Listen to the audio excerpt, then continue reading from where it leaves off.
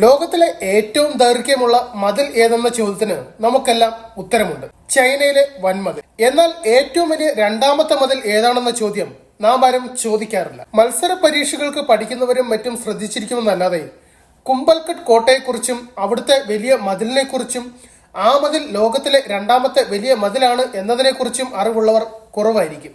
ഇന്ത്യയിലാണ് ലോകത്തിലെ രണ്ടാമത്തെ വലിയ മതിൽ സ്ഥിതി ചെയ്യുന്നത്. ചൈനീസ് വൻമതിലിനെ പോലെ വലിയ പഴക്കമൊന്നും അവകാശപ്പെടാനില്ലെങ്കിലും ഇന്ത്യയുടെ വൻമതിലാണ് ഇത്. ഈ മതിൽ പണിതീർത്തത് 15-ാം നൂറ്റാണ്ടിലാണ്. മേവാറിലെ ഒരു രജപുത്ര രാജാവായ കുംഭകർണ സിംഗ് ആണ് ഈ കോട്ട പണിതീർത്തത്. കുംഭൽഗഡ് കോട്ട സ്ഥിതി ചെയ്യുന്നത് കടൽ നിരപ്പിൽ നിന്ന് 1100 മീറ്റർ ഉയരത്തിലാണ്. രാജസ്ഥാനിലെ ഏറ്റവും ഉയരമുള്ള കോട്ടയാണ് ഇത്. 36 കിലോമീറ്റർ ആണ് ഈ മതിലിന്റെ നീളം. മതിലിന് പലയിടങ്ങളിലും 15 മീറ്റർ വരെ വീതിയുമുണ്ട്. കുംഭൽഗഡ് മതിലിന്റെ ഘടനയും രൂപകൽപ്പനയും ചൈനീസ് വൻമതിലിനോട് ഒരു പരിധിവരെ സാമ്യമുള്ളതിനാൽ ഇതിനെ ദ ഗ്രേറ്റ്